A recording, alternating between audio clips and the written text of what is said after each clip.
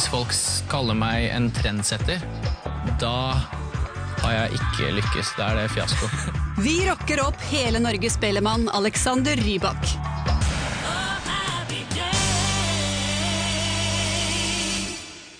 Здравствуйте, Александр. Здравствуй, må du si. Окей. Добрый вечер. Добрый вечер. Как дела? Очень хорошо. Hvor har du lært gebrokkent russisk? Gebrokkent. Ja. Det skal i hvert fall ikke bli noe mer russisk på Happy Day i dag, men derimot skal det bli styling.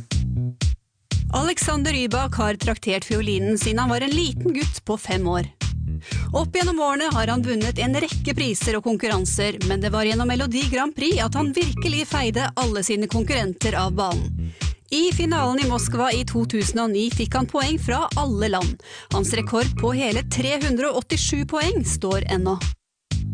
Alexander har ikke for vane å hvile på sine laurbær. Nå skal han på juleturné sammen med Dennis Storøy og Anne Vada. Alexander er gjest hos Jan Thomas i dag. Jeg er jo som de fleste andre gutter som sier at nei, klær, altså jeg bare fant noe i skapet, jeg bryr meg ikke så mye om klær, mens vi egentlig bruker 1 time hver morgen på å finne riktig match, liksom. Så der tenkte jeg for en gangs skyld å få litt proff hjelp på det, da. Alexander, beskriv stilen din. Tja, løst og ledig. Det er i hvert fall veldig bra at du spør nå, og ikke for 2 år siden. Da hadde jeg ikke ant hva jeg skulle svare. Nei.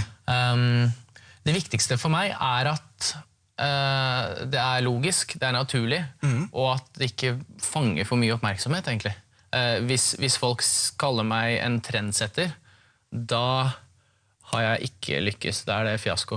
Hvis folk sier så bra du ser ut i dag, Alexander, og så etter hvert spør hvor har du kjøpt den her? Det kunne jeg tenke også å kjøpe, ikke sant?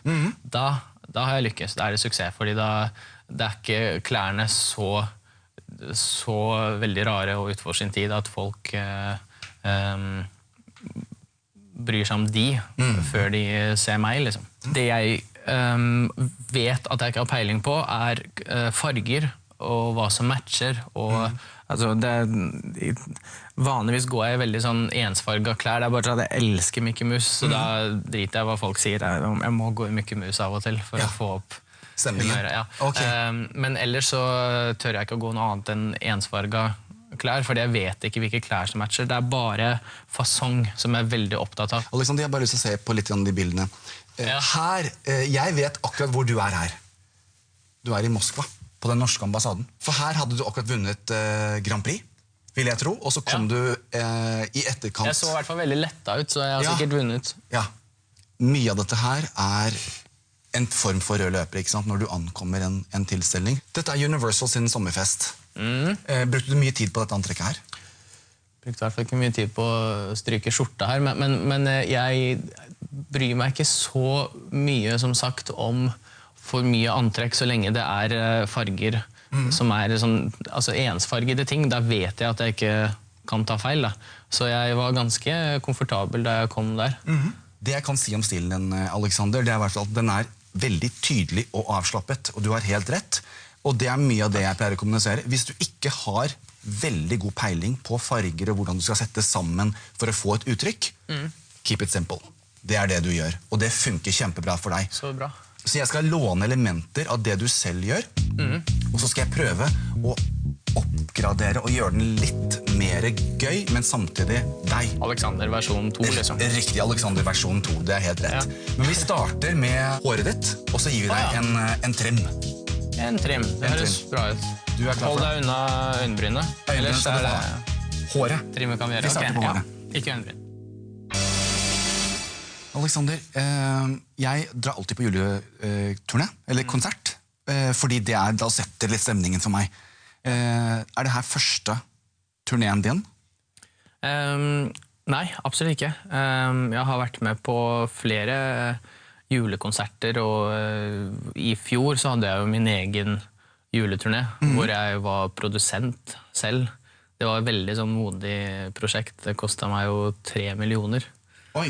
Ja, og vi hadde liksom 80% av publikum, som så, og da gikk jeg i 0. Ja, så det var kjempegøy, da. Det var sånn storband, mens nå i denne jula så blir det jo fiolinen min som i fokus. Fordi jeg med Dennis Storehøy og Anne Wada, som seriøse folk med skikkelig sans for humor også. Jula det helligste som finnes for meg, altså. Så jeg... Hvorfor det? Det rett og slett så... Det så ekte. Det å få påskudd til å være glad i noen. Altså, vi burde være så glad i hverandre som vi i jula. Vi burde være det året rundt, selvfølgelig.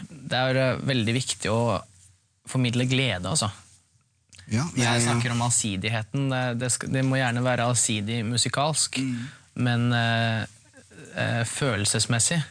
Så alt skal være veldig gledesfylt, synes jeg, da, på en julekonsert. Hvis jeg får lov å ta deg litt tilbake, Alexander, skal jeg fortelle deg noe.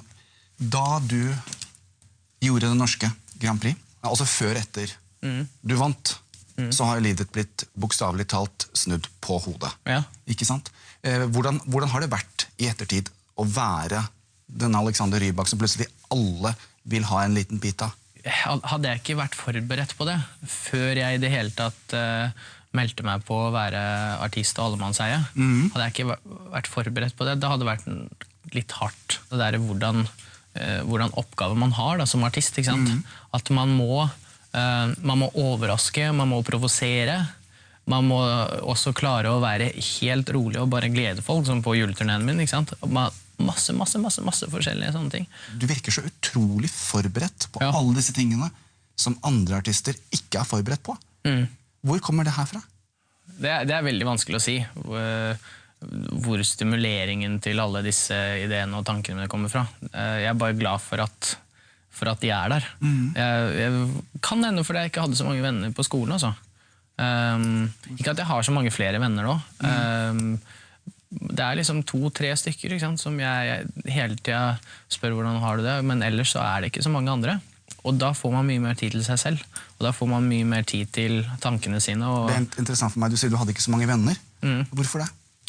Ja, fordi jeg orket ikke det der jaget med å prøve å imponere folk som ikke likte deg fra før av, i stedet for å jage etter de som ikke vil ha deg.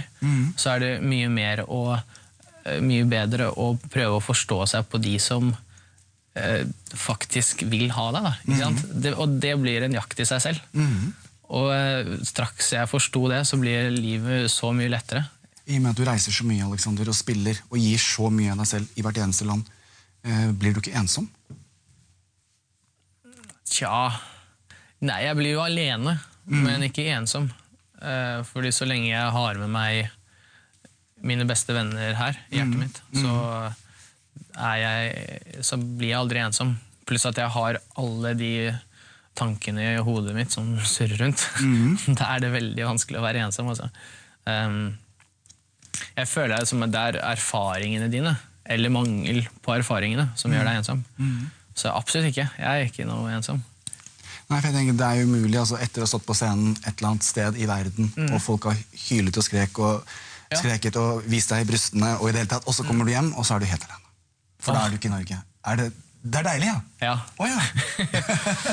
Ja, du har tydeligvis ikke oppdaget magien med TV-serier på DVD.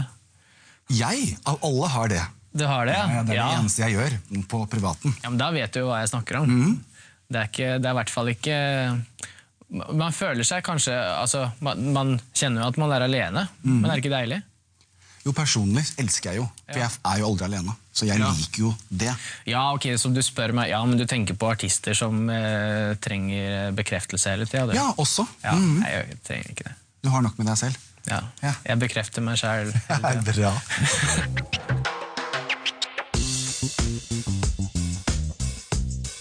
Hva som trikset for å ikke få sånn soppe... Klokkene på sidene kaller jeg det alltid. Sånne som ligger her. For det bredeste punktet på hodet ditt jo akkurat i det området her, ikke sant? Så du kan jo ikke snauklippe det, så det må formes. Så mye av det jeg gjør at jeg, som du ser, jeg har stått og klippet ganske mye, uten at håret blitt noe kortere.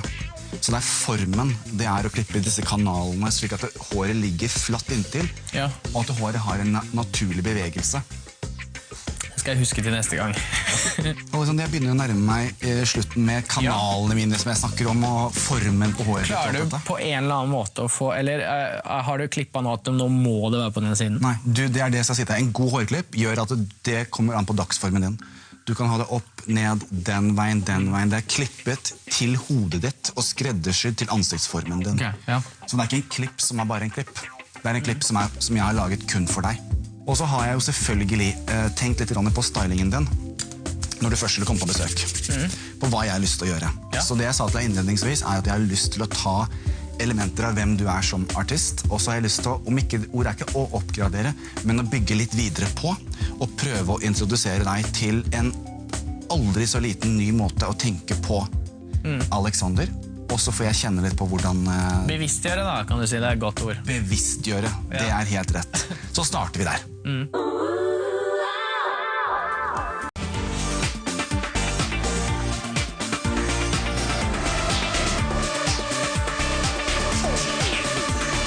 Alexander, jeg synes du ser fantastisk ut. Vil du se deg selv? Ja, kom igjen, kjør på. Fett! Nice! Vet du hva, skal jeg si deg noe? Ja. I Russland så funker det her helt fantastisk, fordi der vil folk at det skal være noe mystisk, noe magisk, noe ekstra. Ja. Det skal være litt forskjell på liksom, kjendis og den som ser på TV. Riktig. Husker du jeg ga deg kompliment? Ton i ton, du bruker ikke veldig sterke farger. Veldig ofte grått, veldig ofte sort. Det synes jeg du gjør riktig, så derfor har jeg gjort det samme. Slik at det ikke er en sånn sjokkeffekt. Men jeg sa at jeg ville gjøre stilen litt mer bevisst.